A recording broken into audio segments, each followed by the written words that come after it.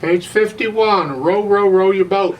This is another one that's in most every method book there is. It's a fun little piece. It's called a round. It can be done as a round. A round simply means that multiple people can do this at the same time at different times. That made no sense whatsoever.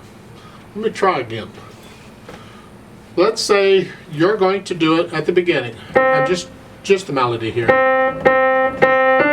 And when you get to the second line, there's a note there. Somebody else can start the piece at the beginning when you start the second line. So you're playing it together. So and you just keep doing it, and then you would do another line, and then maybe on the third line when you get to there, then maybe a third person can join in, and they'll start at the beginning, and all of you are doing it together at different times. So it still doesn't make any sense, does it? But that's how a round works. So different people are singing the same piece, but each one will start at a different time, which means they'll all end at a different time too. It can be fun. So if there's another person around, if you have a teacher handy or anybody who can play this piece, have them play it along with you as a round for fun. You'll have to play it where it's written. One person can play it up here, pretend that's middle C, and put it up here, while another person can play it down here, or even down here. If you have multiple keyboards, you put 2 people on each keyboard. If it's a full-size keyboard, you have 4 people playing it.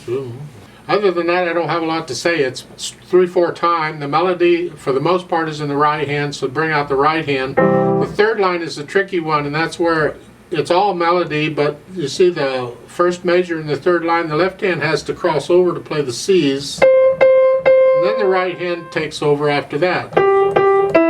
And I suggest, they're saying on the third measure there, prepare the left hand. I suggest when you're done with the first measure and you're playing the second measure, get the left hand back right then. Don't leave the left hand up there any longer than you have to. Right, so now this is repeated, and if you're playing it in a round, you have to play it however many times as there are people. So if there are 2 people playing, you'll play it twice. You'll repeat it once, play it twice. If you got 3 people doing it, play it 3 times. If you got 4 people doing it, play it 4 times. You see what I'm, each time? Yeah, don't have to, it's just more fun that way, I think. It's my opinion. My video, I can say my opinion if I want to.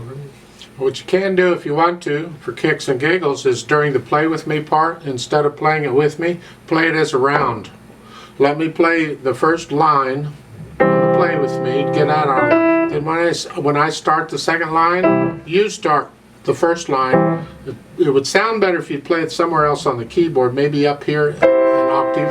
Then you could start there and play it, and we'd do it as a round that way too. I'll give us 3 counts. Let's just play it together to double check the notes, because you got a lot of tied notes in here and you want to make sure you're tying them down. The rhythm shouldn't be a problem, I'm hoping. So go ahead and put your hands in C position. Here we go.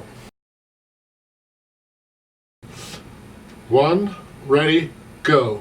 1, 2, 3. 1, 2, 3. 1, 2, 2, 3.